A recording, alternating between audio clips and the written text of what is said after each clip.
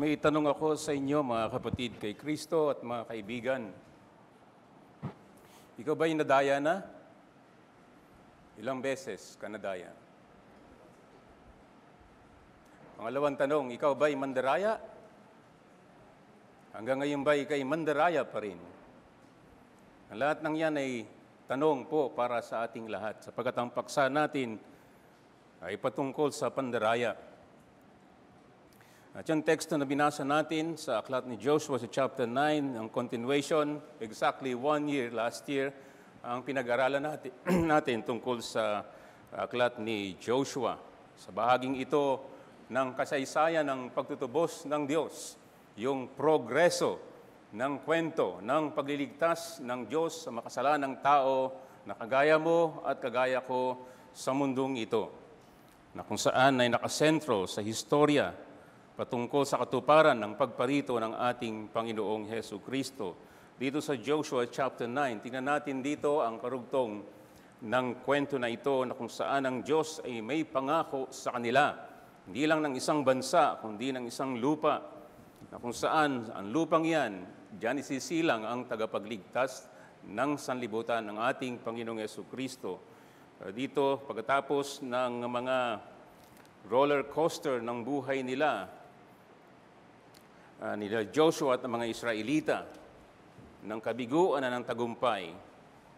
Nabasa natin dito sa chapter 9 na kung saan pagkatapos ng tagumpay ay nakita natin dito ang mga kalaban na lumakas muli ang loob. Chapter 9, mabalita nito ng lahat ng haring nasa kabila ng Hordan, sa lupaing maburol at sa mga kapatagan, at sa lahat ng baybayin ng malaking dagat sa tapat ng Lebanon at mga Heteo, Amoreo, Cananeo, Pereseo, mga Hebeo at mga Jebuseo. Silang lahat ay nagkaroon ng alliance laban sa tao ng Diyos, kay Joshua at sa tao ng Diyos. Take note, ang kalaban nila dito, hindi lamang si Joshua at mga Israelita, kundi yung Diyos ni Joshua, yung Diyos ng mga Israelita. At yan ang Diyos natin. Naalala niyo ba nung naligtas si Pablo na kung saan ay inusig niya at sinabi ng Panginoon, bakit mo ako inuusig? Inuusig ni Pablo ang iglesia, pero ang inuusig mo ang Panginoong Hesu Kristo. And then makita natin dito yung paksa natin ng pandaraya, ang mga taga-Gibeon.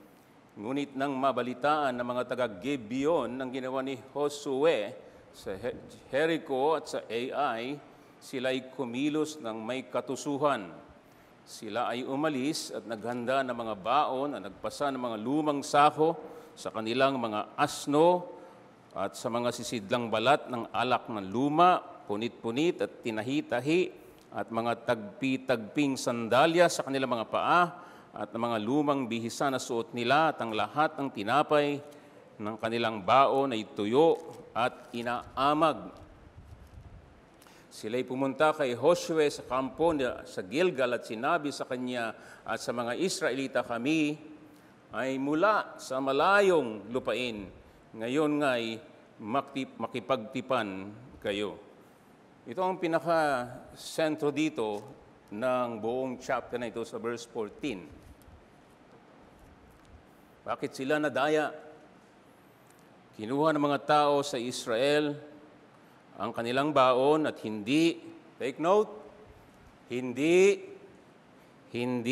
humingi ng payo sa Panginoon. Hindi nanalangin. At maging si Josue na leader, verse 15, ay nakipagpayapaan sa kanila at nakipagtipan sa kanila at hinayaan silang mabuhay. At ang mga pinuno ng kapalungan ay sumumpa sa kanila. And then, pagkaraan ng 3 araw, nakita nila na sila ay hindi malayo, malapit lang. Sila'y nandaya. At sa bandang huli, sinabi ni Joshua, verse 23, tingnan niyo mabuti dito ang habag ng Diyos sa mga kaaway niya. And take note, ikaw, ako ay kaaway ng Diyos doon. At kung hindi ka pa Kristiyano ngayon, kaaway ka pa rin ngayon at di kanya tatantanan. Kaya kanya binuhay pa, dinala sa lugar na ito upang mapakinggan mo siya at ikaw ay maligtas. Tingnan mo dito sa kabila ng lahat ng pandaraya ng mga Gibeonita, sinabi dito ni Joshua na sumunod kay Moses, ngayon nga'y sumpain kayo at ang ilan sa inyo ay laging magiging mga alipin, mga tagapagputol ng kahoy at tagapagsalok ng tubig para sa bahay ng aking Diyos. At sila'y sinugot ni Josue sapagkat tunay na naisalaysay sa iyong mga lingkod kung paanong iniutos ng Panginoon ninyong Diyos kay Moses na kanyang lingkod na ibibigay sa inyo ang buong lupain at inyong pupuksain ng lahat ng naninirahan sa lupain sa harapan ninyo. Kasama sila doon. Kaya't natakot kaming mainam para sa aming buhay dahil sa inyo at aming ginawa ang bagay na ito. Kami ay nasa inyong kamay. Kung anong inakala niyong mabuti at matuwid na gawin sa amin, gawin mo. Gayon ang ginawa niya sa kanila, si Joshua. At kanyang iniligtas sila, si Joshua. Ang meaning ng Joshua ay Jesus, tagapagligtas. At sila'y hindi pinatay. And verse 27, ngunit ang araw na iyon ay ginawa sila ni Josue, Jesus, na tagapagputol ng kahoy at mga tagapagsalok ng tubig para sa kapulungan at sa dambana ng Panginoon sa dakong kanyang pipiliin hanggang sa araw na ito. Mas mabunti na ito kaysa sa patayin at wasakin ka dahil ikaw ay kaaway ng Diyos. Anong tawag doon? Biyaya, awa, habag ng Diyos. Tandaan mo, huwag mong kalimutan, kaaway ka ng Diyos. Lahat tayo ay bumagsak sa kasalanan. At kung di siya naawa, kagaya ng mga Gibeonita, matagal na tayong patay at wasak. Narinig niyo mga bata? Magagaling naman kayo, di ba, sa pangunawa. At kayo mga matanda, ang tagal nyo na sa mundong ito. Hindi kayo tumatagal sa mundo para lang kumain at uminom at matulog at mag-enjoy. Kaya pinapatagal ang inyong buhay para lumago ang inyong kaalaman. Ito ang Diyos natin na may-ari ng lahat. At nasa Kanya ang ating mga hininga at ang ating final destiny. Pero gusto nating makita dito mga kapatid, mga kaibigan, na kahit itong mga tao na dakila kagaya ni Joshua, mga leader ng Israelita, mga Israelites, sa kabila ng kanilang pagtatagumpay, sa kabila ng kanilang spiritual high, and tingnan nyo dito sa pagkatapos nilang lupigin ang kanilang mga kaaway, kasama na yung pagbagsak ng pader ng Jericho. Ikot-ikot lang sila ng 7 beses at turotot, bumagsak na yung pader at patayin sila. Sinong may gawa niyan? Gawa ng Diyos. Narinig nila yan. At kung paano nila, bagamat sila'y natalo ng AI sa pasimula, dahil may kasalanan sa gitna, subalit na awa uli ang Panginoon at sila'y nagtagumpay. Ano nang ginawa nila dito bago mag-chapter 9? Mula sa verse 30 ng chapter 8, nakita natin dito ang pagtitipon muli nila bilang pagkilala sa Diyos at sa kanilang tipan sa Diyos. Sila'y naghandog sa Diyos, sila'y nag-worship, nag-praise. At muli nilang binasa ang salita ng Diyos, ang sulat ni Moses, upang paalalahanan na sila ay mga tao din na mga makasalanan, subalit sila ay tinawag ng Diyos. At sila'y bayan ng Diyos. Remember yung sinabi ng Panginoon kay Joshua, Joshua chapter 1, 6-9, be strong in the Lord. Huwag kang kakaliwa, huwag kang kakanan, huwag kang lalayo sa salita ng Diyos. Hindi siya nagbabago until now, mga kapatid kay Kristo. Tayo din ay nakikipaglaban. Ephesians 6 verse 10, be strong in the Lord and in the power of His might. Put on the whole armor of God, spiritual na mga armas, laban sa kaaway na hindi nakikita, sa labas at loob. And so maganda itong ginawa nila bilang mga tao ng Diyos. So sometimes, pagka ikaw ay spiritual high, kapag ikaw ay pinagpala, kapag ikaw ay pinagpala sa iyong mga ministeryo, sa inyong mga gawain, sa mga pinagpipray mo na matagal, tapos biglang sinagot ng Panginoon. And sometimes hindi ka na nagbabantay sa iyong sarili. In fact, sa mga karanasan ng maraming tao, sa gitna ng tagumpay, naandun ang biglang pasok ng kaaway at biglang bumagsak. May kausap pa ako dito ngayon. Lahat tayo ay kinakausap dito sa salitang ating narinig. Gusto kong sabihin sa inyo ang mensahe na ito, mga kapatid, mga kaibigan, na pagkatapos ng tagumpay, lalo na sa spiritual na buhay, pagkatapos ng tagumpay, manatiling nagbabantay, sapagkat ang mapandayang kaaway ay gagawin ng lahat ng bagay upang ika'y gapiin at magdulot ng kabiguan at kaguluhan sa iyong buhay at sa komunidad na iyong kinabibilangan. At sa atin ay iglesia ng tunay at buhay na Diyos, ang Panginoong Hesukristo lamang. Tandaan mo ito, wala ditong patagalan, kung walang paramihan ng kaalaman dito. In fact, mas marami kang alam, mas matinding banat sa iyo, sa akin, ng diablong si Satanas. Siya na nag-iisip na ikay nakatayo, mag-ingat ka, baka ikay biglang bumagsak. Tandaan natin, purihin ng Diyos. Biyaya lamang na tayo iniligtas at binibigyan ng tagumpay sa ating paglalakbay dito sa buhay hanggang sa huling sandali. Purihin ng Diyos. Pero wag nating ibaba yung armas. Kagaya ng nangyayari dyan, di ba? October 7 sa Israel. Di na yan naasahan. In spite of super technology, in spite ng ang kanilang military powers, biglang pumasok ang kaaway. Ganon din sa spiritual na buhay. Mapandaya ang kaaway. Wala siyang ibang hangarin kundi ikay sirain. Lalo na kung ang desire mo talaga maglingkod. Ang desire mo magpuri sa Diyos. Maganda yon. Pero may kaaway at may nanatiling kasalanan sa atin. So kailangan natin ng doble, multiple na pagbabantay sa ating mga kapatid. Hindi sa ating kakayahan, kundi sa ating Diyos na soberano sa lahat. Kaya napakaganda ng ating Friday class, Doctrine of the Holy Spirit. Without the Holy Spirit, we are nothing. Hindi tayo magtatagumpay. Hindi natin magagawa ang kalooban ng ating Diyos. Lalo na ang larangan ng pag-iibanghelyo, lalo na ang larangan ng pagtatatag ng iglesia, lalo na ang larangan ng kabanalan, ng kaluwalhatian ng Diyos. Nako, hindi niya tayo tatantanan, 24 oras. At siya'y makapangyarihan at malakas.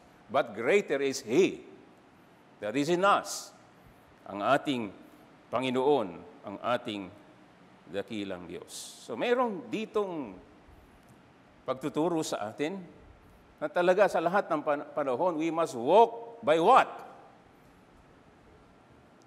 By sight? Kung anong nakikita mo, kung anong nakikita ng iyong kung anong nararamdaman mo, yun ba yung ating gabay? Walk by faith and not by sight. Sa aklat ni James, tayo ay humiling ng karunungan dahil talaga, hindi tayo pwedeng umasa sa ating sariling mga kaalaman. Maraming pagtuturo sa Proverbs. Hindi tayo pwedeng magtiwala sa ating mga sarili. And then Jeremiah 17 verse 9, the heart is what? Is deceitful above all else and desperately wicked. Yan ang puso mo. Yan ang puso ko. Purihin ng Diyos Siya din nangako, hindi niya tayo iiwan, hindi niya tayo pabayaan. So for now, mga kapatid, kay Kristo, naglalakbay pa rin tayo hanggang tayo ay malagutan ng hininga at tayo ay sasama sa Kanya sa eternal na tahanan. Apat na bagay. Number 1, meron dito sa verse 1 and 2 yung background ng pandaraya. Yung pagsasama-sama laban kay Joshua at sa mga Israelita. And then sa verses 3 to 15, yung pandaraya talaga ng mga Gibeonita. And then 16 to 17, yung pagkatuklas sa kanilang pandaraya. And then the rest ay yung pagpapasya ng mga leader. Leader na tinawag ng Diyos. Lalo na si Joshua. At ang Diyos natin ay tumawag at nagtalaga ng kanyang mga leader. Number 1, nakita natin dito sa Biblia, yung binasa natin kanina sa verse 1 and 2, yung alliances ng mga kaaway. At nakikita din natin yan sa modern warfare ngayon, kung paano ang mga evil axis ay nagsasama-sama sila. So ito yung nangyari kay Joshua, na nagsama-sama sila, mga hari, mga tribo-tribo, na kung saan nabalitaan naman nila talaga yung ginawa ng Diyos. Simula pa doon sa Ehipto, kung paano niligtas sila sa kamay ng makapangyarihang si Paraon at paano hinati ang dagat, paano sila nakatuwig ng dagat, paano ibinalik ang dagat at namatay ang mga kaaway, paano yung mga hari sa kanilang daanan patungo sa Promised Land ay winasak ng Diyos, kung paano ang Jericho ay bumagsak at sinakop nila. And then ang AI. Alam nila ang mga ito, lalo na nung yung bayang AI ay pwede pala. Hindi pala ito invincible itong Israel, kaya pala. And so therefore, siguro magsama-sama tayo. Kaya natin to. Itong mga hari na nagsama-sama na sana ay makikita natin, kasama din dito ang mga Gibeonita. Pero umiba sila ng kanilang estratehiya, kagaya ni Rahab. So anong aral dito ang nakikita natin? Hindi lang to issue, kagaya ng binanggit ko ni Joshua at ng bayang Israel. Remember, ang ating Diyos ay nasa gawain siya ng pagtutubos. Simula pa lang sa Genesis 3:15, seryoso talaga siya sa lupang inihahanda niya na isisilang ang tagapagligtas ng sanlibutan at pangako talaga ng Diyos. Simula pa kay Abraham, na siya'y bibigyan ng isang malaking bansa at ng lupa para sa kanyang bayan. And so, ang paglaban dito ng mga haring ito ay hindi lang laban kay Joshua at mga Israel. Ito'y laban sa Diyos. Laban sa Diyos na banal. Laban sa kataas-taasang Diyos. At yan ang gawain ng dyablo. Yan ang gawain ng kaaway. Simula't simula pa lang, hanggang ngayon, hanggang katapusan, ginagamit ng diablong si Satanas, maging ang mga bansa, ang mga masasama. So makita natin dito, mga kapatid, na hindi unique ang karanasan ng mga mananampalataya ngayon. Mas marami tayo, mga kapatid, na dumaranas ng hirap. Meron akong kaibigan na kasama ko doon sa pagpunta namin sa Singapore, sa Reformed Baptist Church sa Shalom. Yun ay Asian pastors na kami nagkakaroon ng fellowship. At isa sa mga matitinding mga balita doon ng kapatid natin na kakilala naming pastor ng Reformed Baptist sa India, ay talagang sinusunog yung kanilang mga iglesia. Yung mga Hindu gusto nang burahin doon, yung mga mananampalataya. Ganun katindi, mga kapatid. Kaya kung ikaw ay masyadong mareklamo sa buhay mo dito sa Pilipinas, saka ikaw ay hindi dumaranas ng gano'ng mga pagsubok sa buhay laban sa mga kaaway, imulat mo ang iyong mga mata.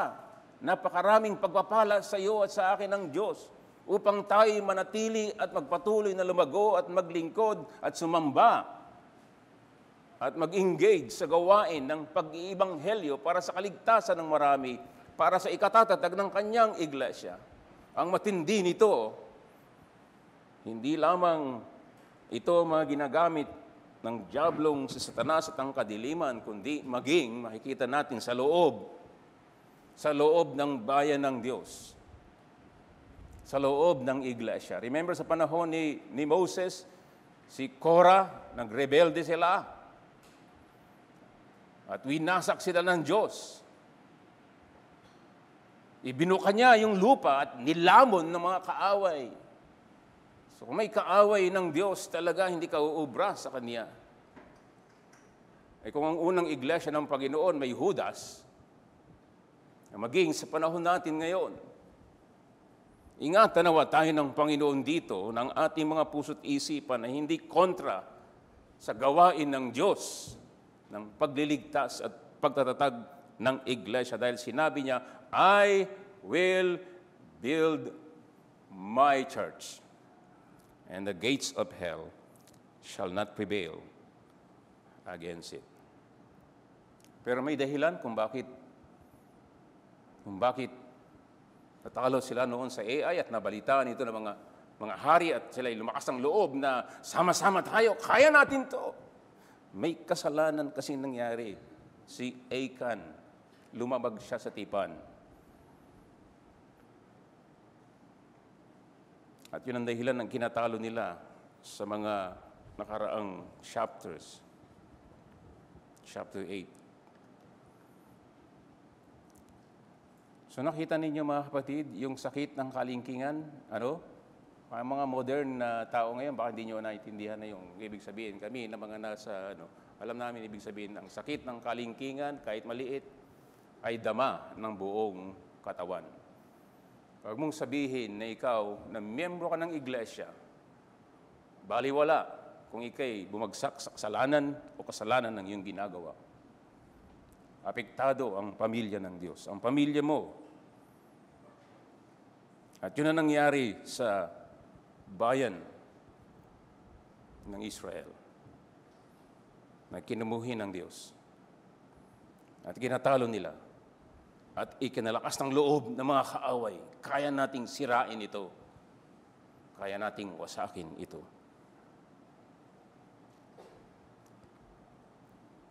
So lumakas ang loob ng mga Hittites, Amorites, Canaanites, Perites, Hivites, Jebusite.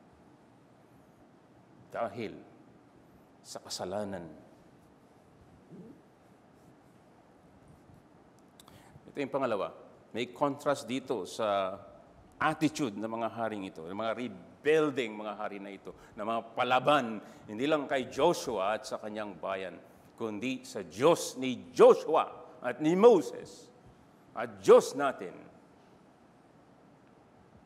ang Ama ng ating Panginoong Jesucristo, ang ating hari ng mga hari at Panginoon ng mga Panginoon. Verses 3 to 15, yung pandaraya ng mga Gibeonita. May contrast kasi alam nila, kasama sila doon. Alam na mga Gibeonita. Nabalitaan din nila yon, pero hindi sila nakisama sa mga nagsama-sama na ito laban. Imbes na sila'y makipaglaban, anong ginawa nila? Sila'y nandaya. Ito yung kanilang paraan, pandaraya. So yun nakita natin sa verses 3 to 6, kung saan nabalitaan ng mga Gibeonita ang ginawa ni Joshua, si Jericho, si Ai. Sila'y kumilos ng may katusuhan, tuso. Sila'y umalis at naghanda ng mga baon. Tingnan ninyo ang itsura, Sinabi natin kanina, walk by faith and not by sight. Nasa business sila ng pakikipaglaban. Issue ito ng life and death.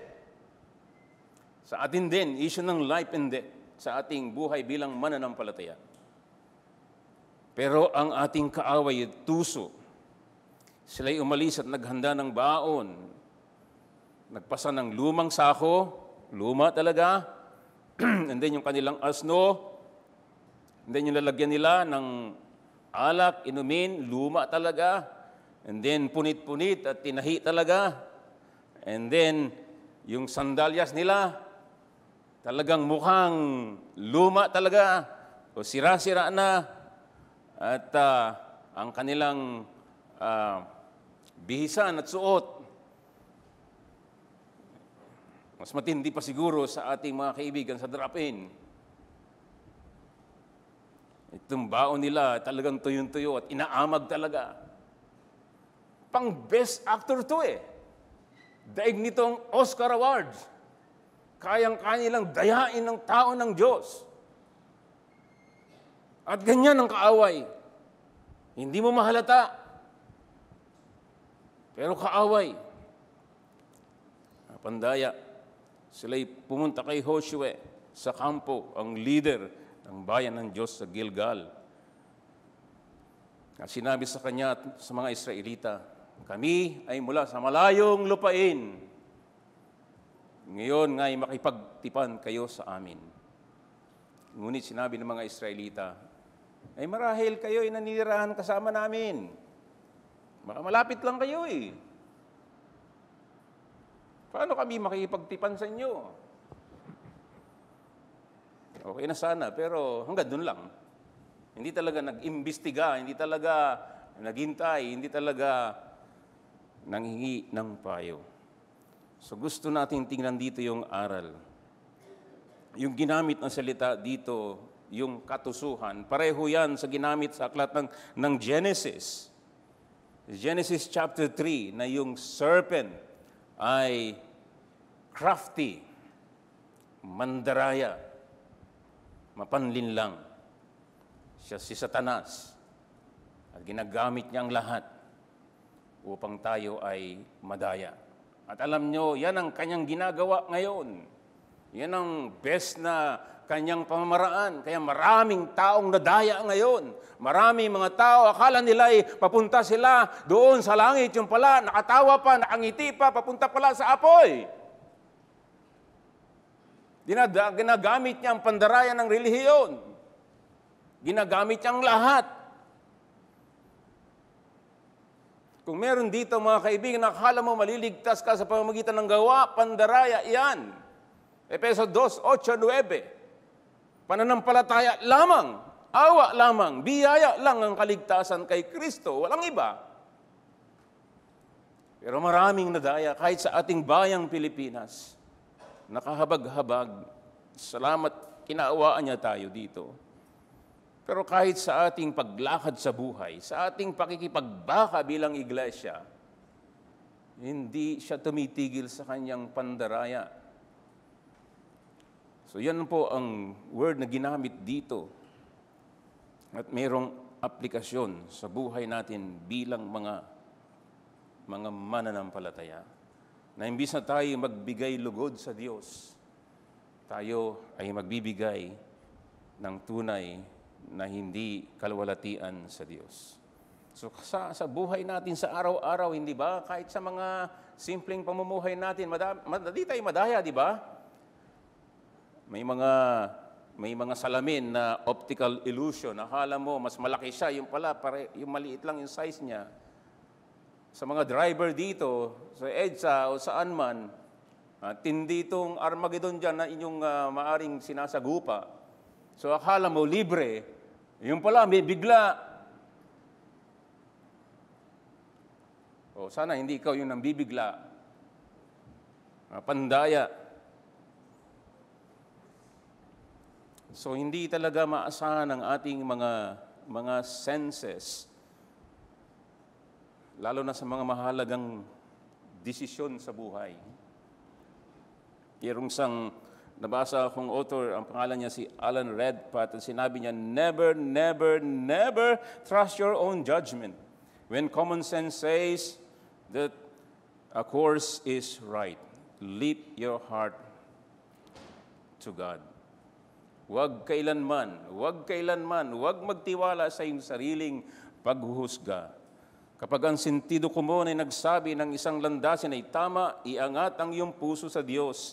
Dahil ang landas ng pananampalataya at ang landas ng pagpapala ay maaring nasa direksyon ng ganap na kabaligtaran sa tinatawag mong common sense. So kapag sinabi sa iyo ng tinig ng aksyon na ay apurahin na may dapat gawin kaagad ay i-refer mo agad sa tribunal ng langit. Ibig sabihin manalangin. Pagkatapos, kung nag-aalinlangan ka pa rin, maglakas loob na tumayo. Kung ikaw ay tinatawag na kumilos at wala kang oras upang manalangin, huwag kumilos. Kung ikaw ay tinawag na lumipat sa isang tiyak na direksyon at hindi makapaghihintay hanggang sa magkaroon ka ng kapayapaan sa Diyos, tungkol dito, huwag kumilos.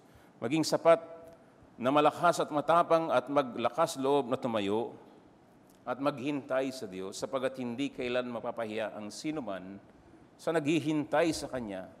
Iyan lang ang tanging paraan upang malampasan ng dyablo. Ang punto lang dito mga kapatid, huwag tayong umasa sa ating mga sariling karunungan at kaalaman at karanasan, kundi sa ating Diyos na nakakaalam ng lahat at mahabagin sa lahat.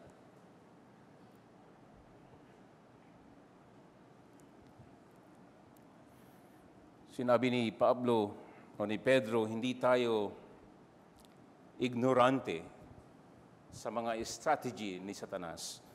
1 Peter 5:8, magpakatino kayo, magbantay kayo, ang diablo na inyong kaaway ay tulad ng leon na gumagala at umuungal at humahanap ng kanyang malalapa.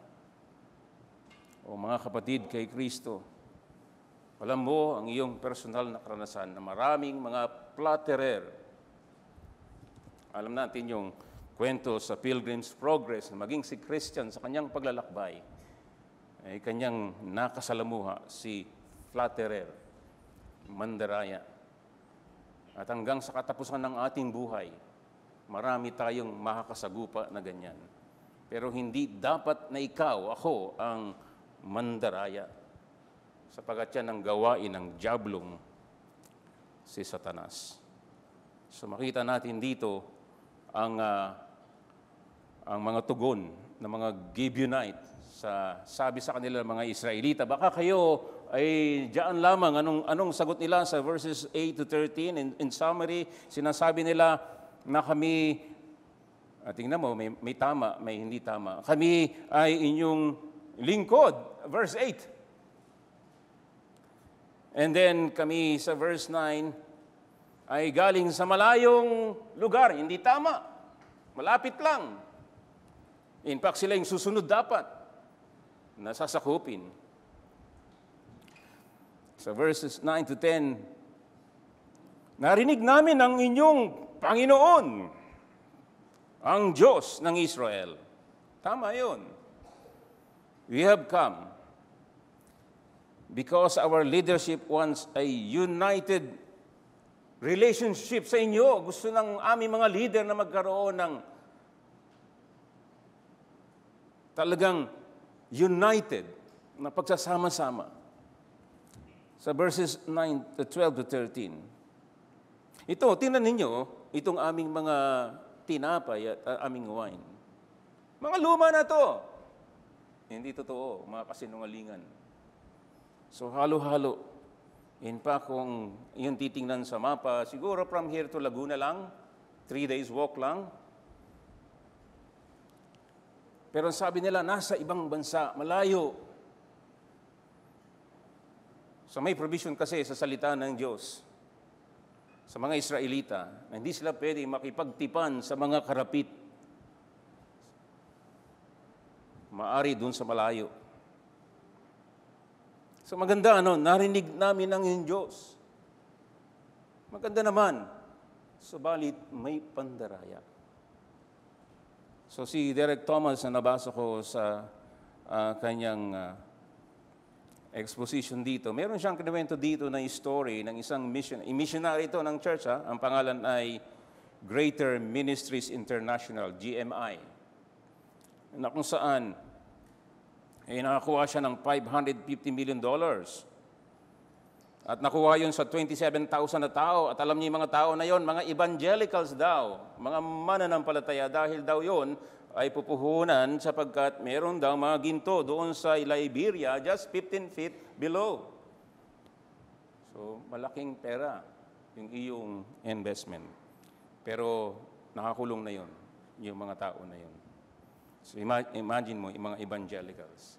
So nangyayari ngayon, nangyayari pa rin ngayon itong mga pandaraya at very fatal ito pagdating sa pananampalataya. Mag-ingat ikaw, ako mga kapatid, huwag tayong umasa sa ating mga sarili. Kailangan natin ang ating mahabaging Diyos. Sa lahat ng panahon ng ating pakikipagbaka, pakikipaglaban, paglilingkod, pagsamba sa Kanya.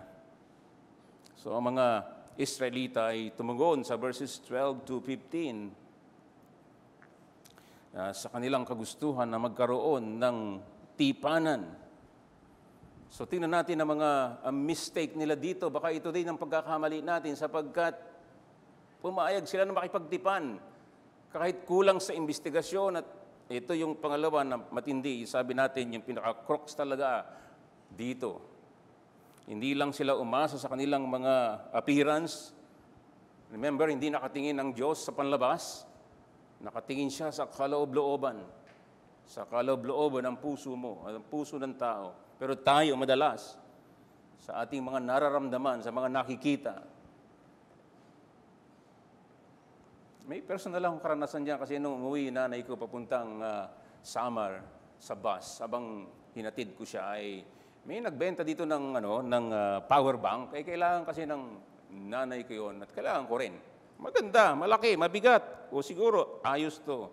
Tingnan mo, sabi niya, gumagana. O nga, gumagana. Sige, biniyaran ko. Binagdagan ko pa kasi naaawa din ako sa kanya. Ay pagkaraan ng halos hindi nga ilang minuto. Wala, patay agad. Ay patay ako. Anong nangyari doon sa power bank? Pang-ipit na lang ng libro ko sa mabigat. Wala kang magawa. May pangyayari ba ganyan sa buhay mo? Mga young people, mag-ingat kayo sa Facebook. Yung pakikipag, nyo doon, na hindi nyo naman kilala. Mag-ingat tayo. Mag-ingat tayong lahat. Pero ito yung pinaka-crux talaga ng matter. Take note, verse 14. Kinuha ng mga tao sa Israel ang kanilang baon at hindi humingi, take note, ng payo sa Panginoon. And then si Joshua nakipagpayapaan sa kanila at nakipagtipan sa kanila at hinayaan silang mabuhay at ang mga pinuno ng kapulungan ay sumumpa sa kanila. Hindi sila nanalangin sa Panginoon. Gusto kong i-challenge ikaw at ako, mga pastor, mga diakono, mga miyembro, mahalaga ba talaga ang panalangin?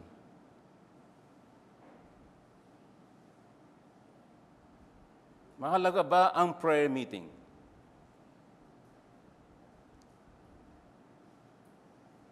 Ito ba ay pinakita ni Jesucristo na ating Panginoon? Tayo Kristiyano dahil tayo tagasunod ni Kristo. Ito ba ay ginagawa ng mga unang mananampalataya na kapatid natin na nagtagumpay sa pakikipagbaka? Iniisip po ba tayo masyadong moderno na hindi na masyadong kailangan niyang kaya ko to, maabilidad ako, matalino ako, gifted ako. Hindi ko na lubos na kailangang manalangin at makisama sa pananalangin. Yan ay lie. Isa sa sikreto ni Spurgeon na ginamit ng Panginoon, ng Prince of Preacher, until now, ginagamit siya ng Panginoon. Ang daming nananalangin sa Kanya. At puno ang prayer meeting. Mga kapatid, mag-ingat tayo dito. Mapandaya ang puso mo, mapandaya ang diablo, ang kaaway. Kung mong sabihing Reformed Baptist ka, kaya kanyang pabagsakin even now. Maawa nawa ang ating Panginoon.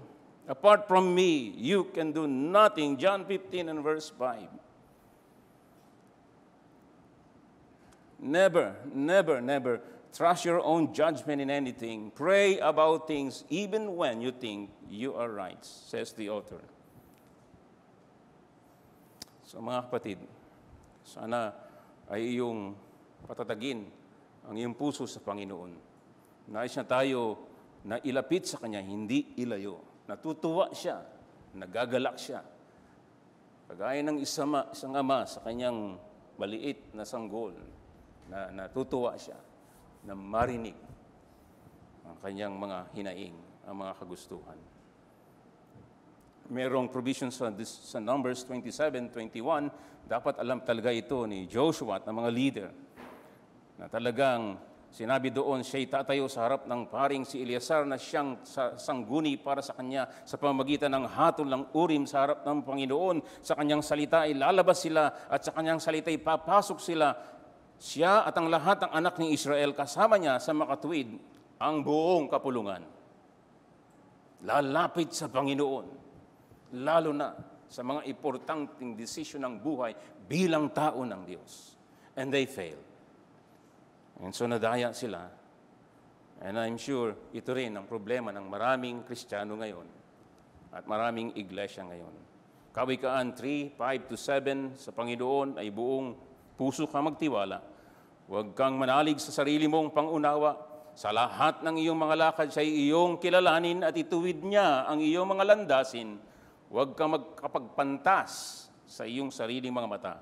Matakot ka sa Panginoon at sa kasamaan ay lumayo ka. Manalangin tayong walang humpay sa ating pakikipagbaka. So nakita nila dito sa verses 16-17, natuklasan nila ang pandaraya na talagang malapit lamang at silang nadaya. At nagalit dito ang bayang Israel. Gusto talaga silang wasakin, gusto silang patayin. Subalit sila ay nakipagtipan na, di ba? Sa verse 15. Ang mga leader, si Joshua, ang mga leader, at ang bayan. Kaya ito ang makikita natin sa pagpasya ng mga leader sa verses 18-27. Alam nila na sila din ay nagkamali. Subalit, sila yung mga taong may integridad. Kung kanilang dinesisyon na pinahintulot ng Diyos sa kanyang providensya, sila'y nanindigan sapagat ang pangako sa harapan ng Diyos, sa pangalan ng Diyos, ay hindi pwedeng baliin. Merong ditong pangyayari yung sumunod, yung hari na si Saul. Nilabag niya itong tipan na ito ni Joshua at ng Israel dito sa mga Gibeonita kahit sila'y dinaya. Sila'y nakipagtipan. At sa tipan niyan ay kanila silang poprotektahan. Yun ang tipan sa harapan ng Diyos. So 2 Samuel 21:1-6, pinatay ang mga anak ni Haring Saul. Bakit? Verse 21, samantalang nagkaroon ng tagutom sa mga araw ni David, taon-taon sa loob ng 3 taon ay nag-usisa sa David sa Panginoon at sinabi ng Panginoon, may pagkakasala kay Saul at sa kanyang sambahayan sapagkat kanyang ipinapatay ang mga Gibeonita. Kahit sa gitna ng ganoon, pagkipagtipan, kahit sa providensya na sila'y nagkamali, sila'y may mga integridad na mga leader. Hindi, mga kapatid, tayo sumampa sa harapan ng Panginoon, huwag natin dagdagan. Baka tayo naman ang sumpain ng ating Diyos. May lesson dito, di ba? Na tayo na mga mananampalataya, dapat ay may mga integridad tayo sa ating mga pangako.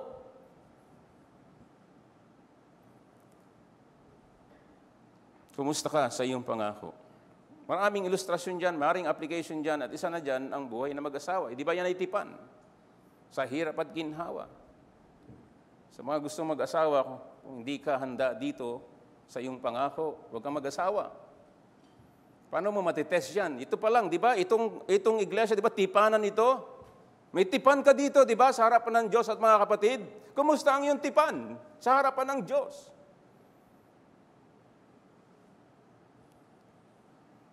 Lahat tayo ay haharap sa Kanya. Nawa tayo mga babae at mga lalaki na mga mayroong integridad sa ating mga pangako, lalo na sa harapan ng Diyos. At di tayo nandaraya dito sa harapan ng Diyos. Subalit ang ating puso ay mapandaya. Ang gusto ko rin makita dito na ang Diyos natin ang sovereign at gumagawa. Alam natin ang Romans 8:28, all things work together for good. To be like Jesus Christ in verse 29. Sinabi ni Francis Schaeffer, in quotation, the Gibeonites remained close to the altar of God, though they were only hewers of wood and drawers of water. Their activity was on behalf of worship of the living God, and it led gradually to a place of religious privilege when the land was divided. So nakita natin yung hatol dito. Hindi sila pinatay, kundi si Joshua, sila ay niligtas at sila ay ginawang tagapag-igib ng tubig dahil kailangan yun sa kanilang tabernakulo, sa kanilang pananambahan sa harapan ng Diyos, bagamat sila ay hindi kabilang sa tao ng Diyos. So again, Shaper, Gibeon was one of the cities given to the line of Aaron. It became a special place where God was known. Approximately 400 years later, David put the tabernacle in that city, and this meant that the altar and the priests were in Gibeon as well. At least one of David's mighty men, those who were closest to him in battle, was Gibeonite. And that important and solemn moment when Solomon, David's son, ascended to the throne, Solomon made burnt offering at Gibeon. It was there he had vision when God spoke to him about his coming rule. Much later, still about 500 years before Christ, in time of Zerubbabel, the genealogies of the Jews who returned from captivity under Babylonians include list of Gibeonites. Bagamat sila'y kaaway ng Diyos, sila'y kinahabagan ng Diyos. Mga kapatid, yan ang larawan natin bilang mga pagano. Kinaawaan tayo ng Diyos. Gusto nating makita dito ang kalakihan ng biyaya ng Diyos at awa niya sa makasalanan at sa mga kaaway ng Diyos. Kaya nga mga kaibigan, mga kapatid, yung pinaka-big idea dito, the Lord and His people show mercy toward those who submit to Israel's God. At ang Diyos ng Israel ay Diyos natin, Ama ng ating Panginoong Jesucristo. At siya'y nahahabag, mabuti para sa iyo, nandito ka. Mabuti sa inyo mga kaibigan na kayo nakikinig. Binigyan niya tayo ng technology, pinatay niya 7 million sa pandemic at inintroduce niya itong internet na ikaw ay makapakinig ng salita ng Diyos upang ang habag at biyaya niya iyong maranasan at makatagpo ka ng tunay na kaligtasan. Sa kabila ng mga pagkakamali, sa kabila ng mga pandaraya ng ating puso at kaaway, mga kapatid, ang Diyos natin ay sovereign. Nais niya na gamitin pa rin tayo. Makita ng mga Gibeonita, ito mga Israelita sa kanilang pagsamba sa Diyos. Diyos na makapangyarihan sa lahat, walang ibang Diyos. Minamasdan nila ito palagi. And what about you? What about me?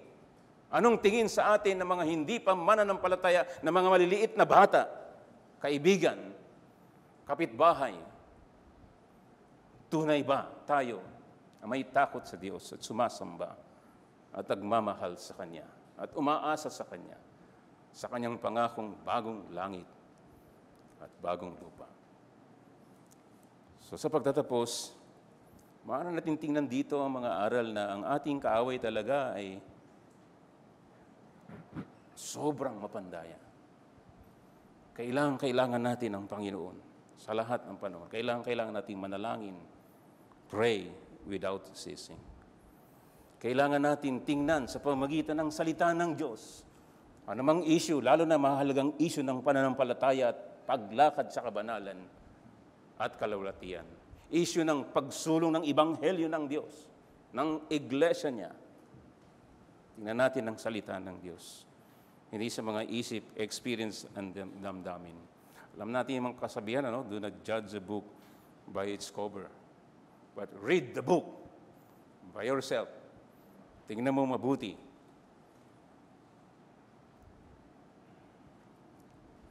Ang Diyos natin sa panghuli ay Diyos ng tipan. Sa pamagitan lang ng Kanyang anak na ginawa doon sa krus ng Kalbaryo, ng Kanyang kamatayan at muling pagkabuhay at muling pagbalik, doon maitutuwid ang isang makasalanan at siya'y tatanggapin bilang mga anak ng Diyos. At walang sino man na makakuha sa kamay ng Diyos magpakailanman. Purihin ang Diyos. Manalangin tayo. Aming Ama sa langit, kahabagan mo kami sa mapandayang kaaway at puso namin. Ilapit mo kami sa iyong sarili sa lahat ng panahon. Ito'y dalangin namin sa pangalan ng Panginoong Yesus. Amen.